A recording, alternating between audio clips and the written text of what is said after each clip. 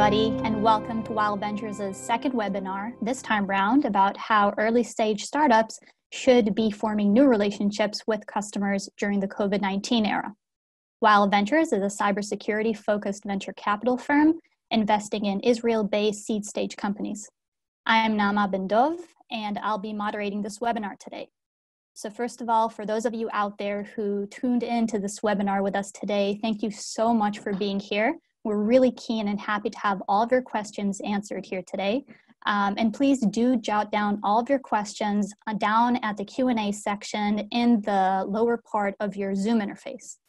So without further ado, I'd love to turn to our very distinguished panelists and guests here today. So we got Meg Anderson, we got Roota, Almeida, and Craig Goodwin. Let's start with a quick set of introductions, and Meg, it'd be great to start off with you. Sure, Naama. Thank you, and thank you, YL, for having me this morning in the U.S. I am here in Des Moines, Iowa, as the CISO for Principal Financial Group, a Fortune 500 global financial services company. Great, thank you so much. Craig, how about you? Hey everyone, yeah, again, thanks for having me. Craig Goodwin.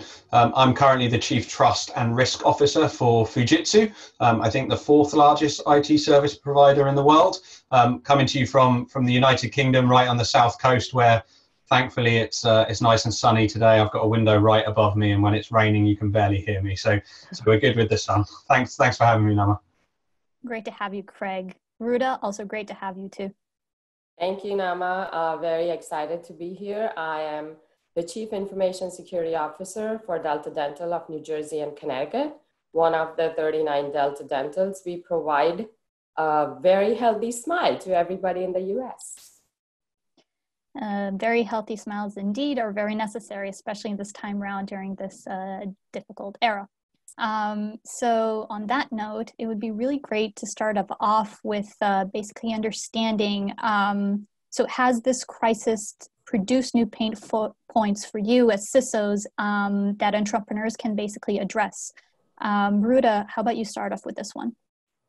Yes, hi. So one of the things that I saw when we moved our entire organization, like the rest of the world, remote, our UBA, our user behavior analytics, kind of went haywire, and it started sending alerts because it was not used to everybody working from different locations at home, as opposed to coming to work in one office building. So we got so many alerts, it took quite a while to set that new norm for the UBA analytics. So I think for startups, that's something that they need to think about, being a new norm where people are going to be at different places at their home or relatives' home, as opposed to one office building or two office buildings. And that is a real pain point. I don't want to spend my time on false positives, especially at this time. For sure. False positives with many vendors has been yeah, quite a exactly. problem. It's just wastage of my entire team's time. Craig, does that resonate with you, or do you have additional pain points that you could add? Yeah, absolutely. I think change is the key word, right? So we're getting different things now as an organization.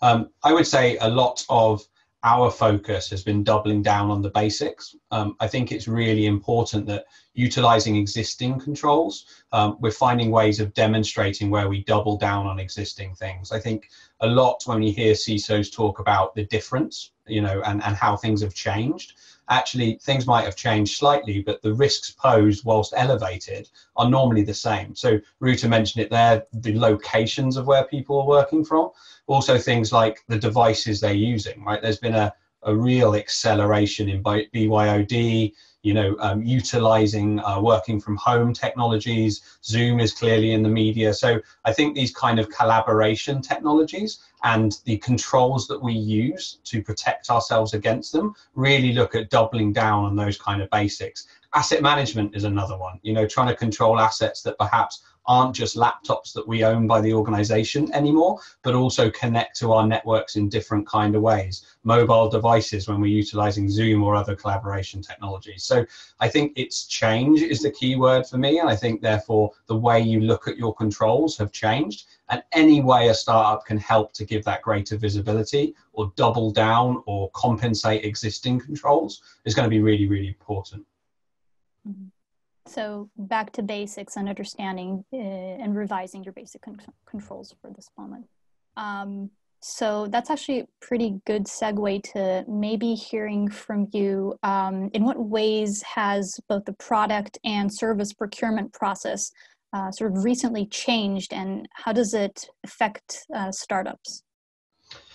So what I would say, being completely honest, is that I think there is a reluctance to look at net new at this point. I think, you know, the ability to really go and buy, roll out, POC, brand new technologies, it is always going to be difficult, but in the current environment, even more so, I think. So what I would say is my advice would be to look for ways you can add value in the meantime. So solutions that can be deployed quickly and remotely to give visibility are going to be really, really important. I'm a big believer that, you know, organizations and vendors should partner with a CISO from the outset. You know, I've seen the most value from a vendor where they haven't just tried to sell me a solution. Actually, they've sat next to me and helped me to demonstrate to the organization an ROI from the technology they're selling. And that's normally visibility, right? Show them and work with the CISO to demonstrate what the problem really is before you claim you're going to solve it. So I think in this current environment, to Roota's point, you know, where people are working from is incredibly important. What that data looks like in this new normal and what we can use to recognize risks and threats. All those things could be provided by a startup, perhaps pre-revenue, you know, perhaps pre-selling that technology to get that visibility and start to partner with the organization. Meg, what do you think about this? You know, I agree with Craig. The buyer's journey really is about establishing trust with your vendor, and that has typically happened while we use video conference, we use phone and email, etc. Usually there's a point where you are having a face-to-face meeting and you are establishing trust and building that relationship. So I think there's a big challenge there for anything new. If you don't already have that relationship built, that's going to take longer to build in our current environment. And it's probably going to create more hesitation or just slow things down. So I do think if you think about who are those people I have existing relationships with, you may be able to build relationships with their peer groups.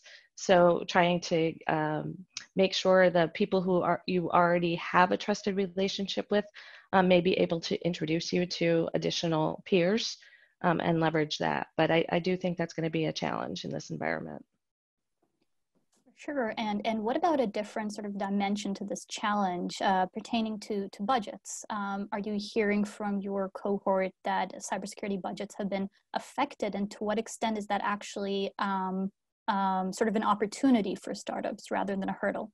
Yeah, I am definitely hearing from some CISOs that their budgets have been cut or put on hold, but others, I'm hearing there's still strategic initiatives that we need to make sure are secure.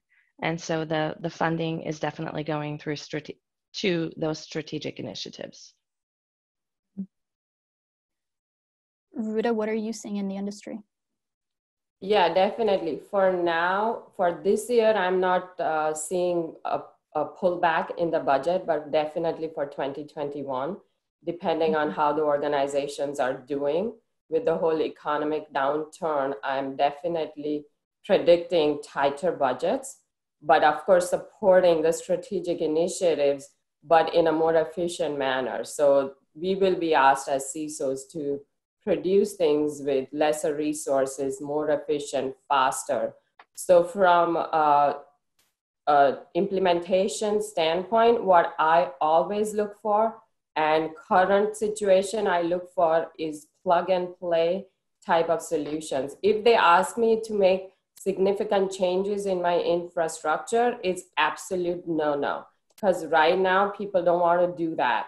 And if any new product that I want to bring in, it requires that, I put a cross right there, because I don't want to make significant changes that affects the business processes on a daily basis. When everyone's remote, I don't want to break things down just to try to protect it. I'm breaking a business process. So definitely plug and play with least or absolutely no changes to my current existing infrastructure.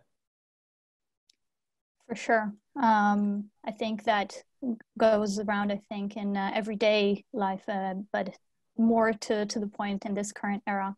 I'd like to sorry? Because if something breaks, I don't have people who can go in the office and fix things and work with the users, help them fix whatever processes have broken, give one-on-one support. That's not going to happen. So I cannot bring anything that breaks our normalcy, so to speak, the new normalcy. It's hard to achieve the new normalcy. Now, if I want to put that new normalcy in jeopardy, then my selling point is not going to get that support, you know. I'd like to also at this point turn to our listeners out there at their homes and encourage them to please approach us with more questions. We're really looking forward to answering all of your questions over here, and we'll absolutely raise them. So we got one here asking, will CISOs perform changes to critical infrastructure such as email? Craig, so I can answer that. So it depends on what kind of changes are those, right? If they are for good and if it doesn't, I repeat the same thing, it doesn't break the existing infrastructure, yes. But if there are major changes that will turn into downtime or several support calls, then no. Yeah, so I think there's a couple of angles here. I think Fujitsu is definitely seeing from our enterprise and cybersecurity business a huge uptick, as you would expect, in phishing emails related to COVID-19, you know, for a number of different reasons, which would be kind of expected. And I think doesn't materially change the threats or risks that we've always had. It simply elevates that risk, right? And the fact that this is going on, the fact there's a lot of anxiety in the world and people are worried, causes that to be easier, or perhaps a lower threshold for people getting access to environments via phishing emails, you know? So to answer the question, I think where there are additional security controls, to Roota's point, plug and play, preferably, things that provide an extra layer of defense and perhaps don't need that depth of integration that you would expect from, I don't know, you know, something like changing the email servers or changing the email service provider, things that can add an extra layer of protection and move that 5 or 10% towards not clicking on phishing email or preventing one of those attacks from being realized. I think there's a real opportunity there to sell a good story at this point, but it's got to be plug and play. It's got to be the ability to deliver it quickly, and the road to value's got to be as fast as possible. Would you, on top of what you mentioned right now, also add to, so basically customer or startups approaching you for potential POCs and design partnerships?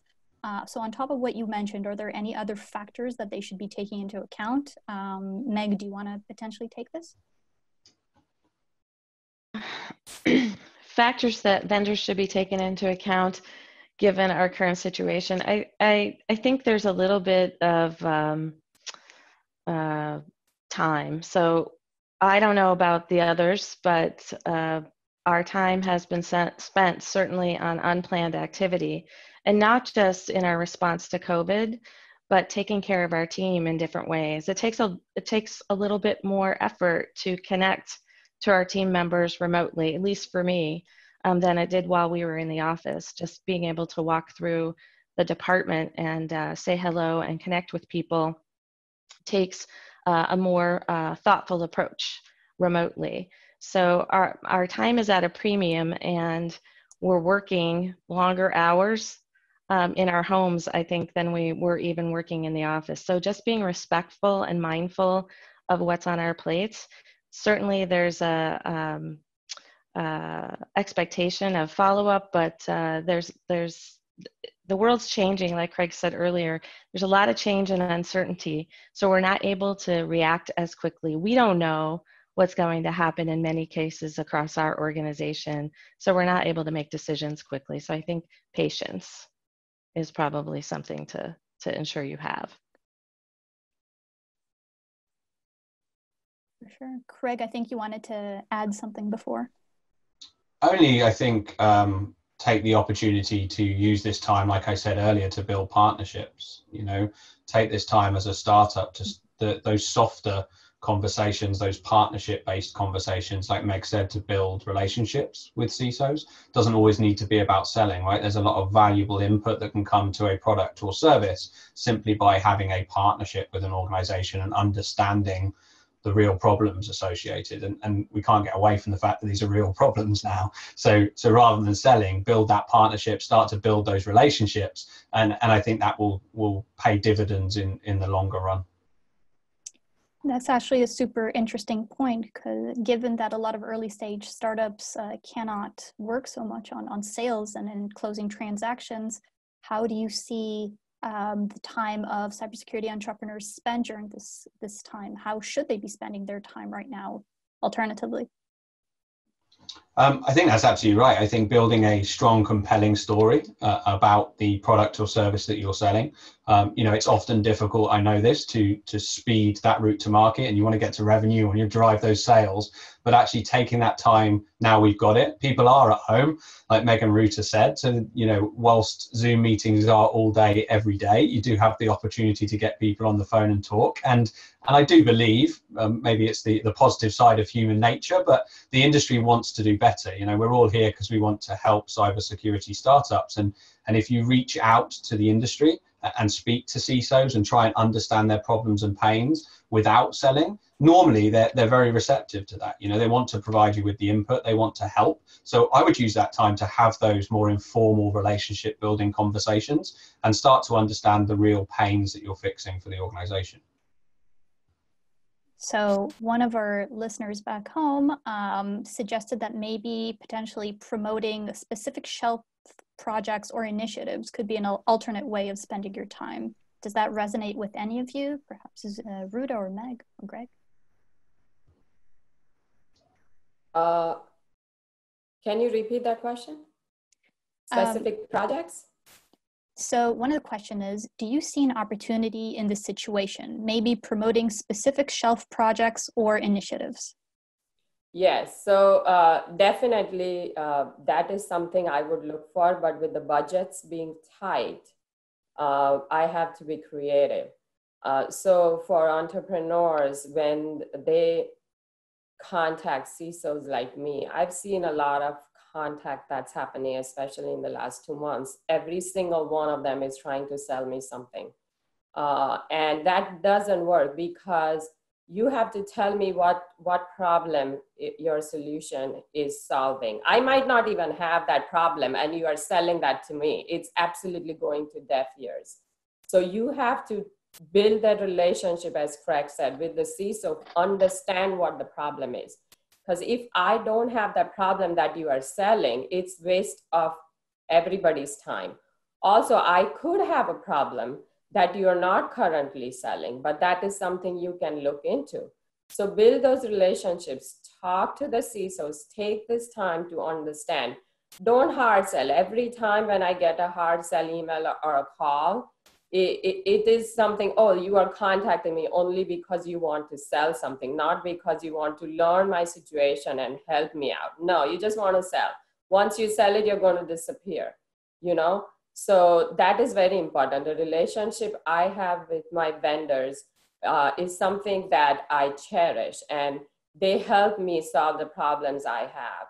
If they are just there to sell things and not really interested in the problems I have, I don't think I want to do business with them. So actually not being genuinely attentive and interested in the problems you have exactly hits on the point of two questions we got from the audience here. pertaining to sort of what behavior would you like startups to stop during this time to help build relationships? Are there any other forms of behaviors that you would like startups to refrain from? Other than the hard sell, I think that the behavior I would want rather than refrain is to say, okay, these are the things that we are working, these are the problems we are working to solve. Is there anything else on your plate that I don't see or I am not looking at in this area of information security? And then start the dialogue that way, because there could be things that Craig has a solution for, but I don't, or a problem that I have, but Meg doesn't. So every CISO has different requirements, and you have to customize your service based on that. It's not one size fits all. It doesn't work.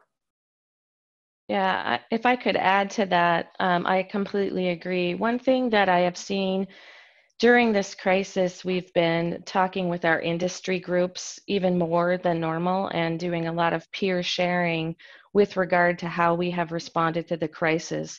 In those conversations, from time to time, specific technology will come up, capabilities of technology or features that others have been able to take advantage of. And so I am not exactly sure how, but if some of the startups have relationships with industry groups, I think working for a group or with that group might be able to help sort of the masses without having to reach out to 1,000 CISOs on LinkedIn, and instead figure out who are the trusted peer industry groups that those CISOs are already talking with and have those relationships built with, and how can they leverage the industry groups to share more information about their products or services, or just to inform them about their products and services. That's actually a really, really great point. Craig, does that resonate with you? Yeah, absolutely. Yeah, anything external from a validation point of view can absolutely help. The other thing I would say is understand the organization. To Roota's point about not one size fits all, it's not always the CISO that you want to sell to. You know, it might be ostensibly a security tool in your mind, but I think in terms of maturity, a lot of organizations and a lot of CISOs now are trying to embed security. So actually, it's a positive thing if the DevOps team or the R&D teams or the IT teams want to purchase security tools. And you can help the CISO to enable his strategic direction by doing that. So again, build those relationships, understand the organization, and actually sell outside of security as well. You know, speak to the IT leader, speak to the R&D leader if that's the product or the area that you're particularly in, and start to build those relationships wider than just the security team. Absolutely. I think there's the growing notion within the industry that CISOs are not always the direct go-to persons and potentially not always the users of products, especially nowadays in the industry. I think there's another really interesting question we got here, according to which we have all heard the phrase, never let a good crisis go to waste. How have you leveraged this crisis to change your security program, i.e. new capability or service? Yeah, I think so. I would go back to basics again. I think, you know, coming from a software company last time before I joined Fujitsu, you know, there's always products and features, and people that work in development will understand this, or product or building things. There's always new products and features you want to create for your customers to realize, and security always takes a back seat to that, unfortunately, and it's the same with any operational business. So I think a time like now, whilst revenue might be shrinking slightly or customers are putting budgets on hold, a CISO's got an opportunity to look at some of that really difficult stuff that perhaps couldn't get done during normal times. You know, the patching, the building security by design into products, some of that stuff that's been on hold for years and years because you didn't have the time or resources. That's the kind of stuff now that we can perhaps relook at, you know, and focus some of that time, effort, and resources on getting some of those basics up to scratch before we go back to the new normal again. Yeah, it's about accelerating your strategy. It's not creating a new strategy. It was always there. It's just that now, because of the crisis, you get to accelerate it and ensure that it is taken care of, implemented, so to speak. That's actually a really interesting point, saying that it's not that we're facing particularly new threats or new attack services, it's accelerated the threats that we've already had this crisis. Really insightful. So another point we have here is, what avenues are you most open to connecting with startups over without events and in-person connection opportunities? So we touched a bit briefly about that with pertaining to Meg's point before about sort of industry groups.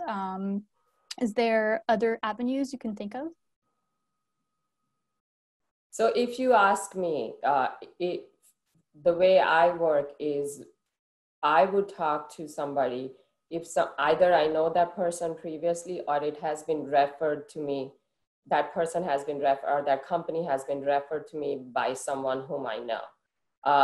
Somebody out of the blue, it's very rare that I would make that connection.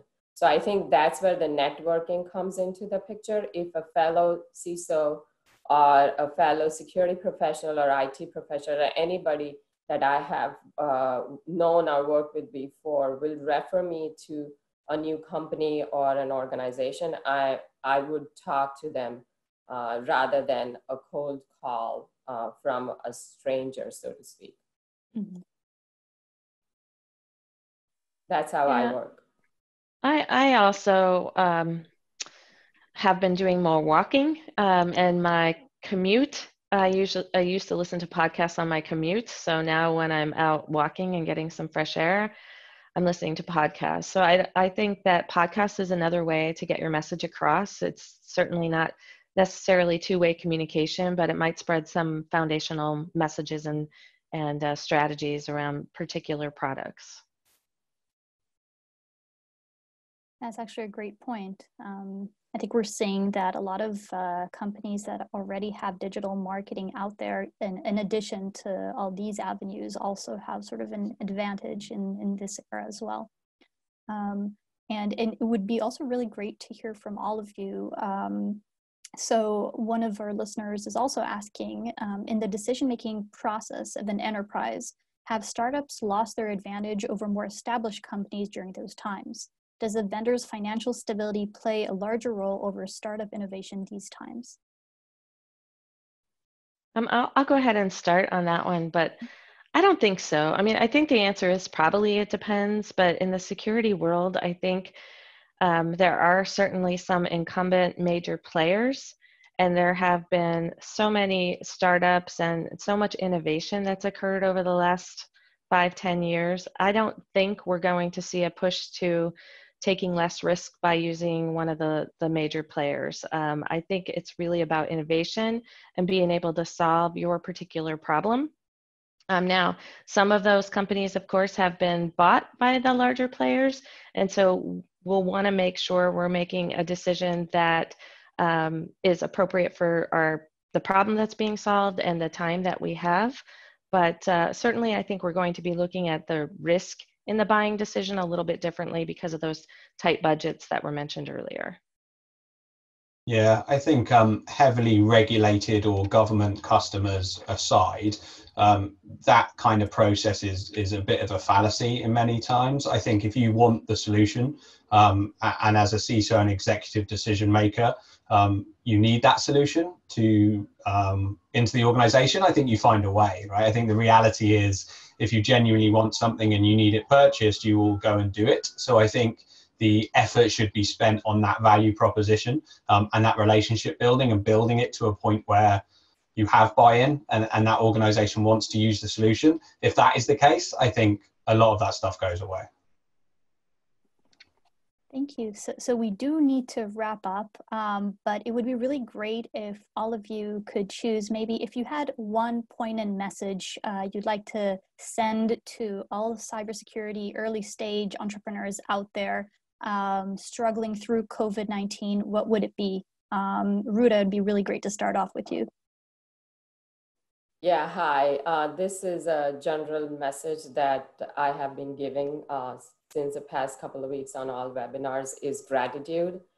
During this time, I think we should all learn to be thankful and use this time to build relationships, stay safe and healthy, spend time with our loved ones that nature has given us. I think all that put together is the most important USP for your startup.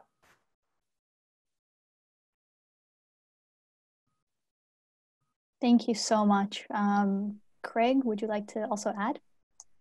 Yeah, I echo Roota's points. I think, you know, in terms of startup, it's probably, could be bad, could be a good time to start up, but I think focus on the things that are important, right? I think really focus on building those relationships, building those partners. I do think that, you know, the extremes will be the case when we go back to the new normal. So where you have built really strong relationships, I think they'll be super strong coming out of this. You know, the opposite might be true as well, but I think if you focus on getting the product right, getting the services right, and starting to build the services or relationships, sorry, without a strong focus on sales for the time being, I think that will stand you in really, really good stead for the future. And the last thing I would say is keep going. I think, you know, from my perspective, I think we're all in this together to one extent or another. Sounds a bit cliched, but I think we've always been in it in the cyber industry. And despite CISOs telling you to go away, everyone wants to do what's best for the organization and what's best for cyber community. So if you've got good solutions, good services, then I would say keep going. Yeah, and I'll just quickly add, those were great points.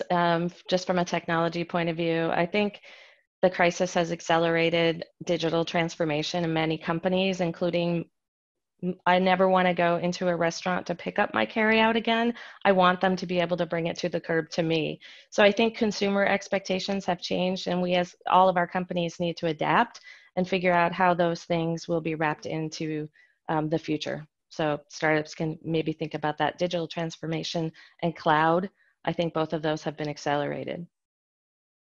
That's brilliant. Yeah, we've been getting a lot of comments from our advisory board as well of how that sort of reshifted their priorities and changed their interactions with prospective vendors as well as early stage cybersecurity customers. Great. So just to wrap it up here, we talked about a lot of different topics here. We talked about the fact that the threats haven't actually materially changed, but they've actually elevated in the past few months. CISOs are really focusing in on the basics right now, and they're looking to accelerate their existing strategies rather than build new ones. You also talked about the fact that CISOs need things that provide an extra layer of defense without causing disruption. And you also talked about taking the opportunity to use this time to build partnerships and relationships outside of selling. I think this is a really, really poignant case the three of you made. Use it to understand sort of real problems, and this will at the end pay dividends after we're all out of this. And also to the point just mentioned, this isn't the time to hard sell. Be sure to customize your service. CISOs aren't inclined to work with vendors which are not trying to understand their problems. There's so much value in strong CISO relationships because sort of peer-to-peer recommendations are really the most powerful. So I think these are sort of the key messages that we at YL heard from you today.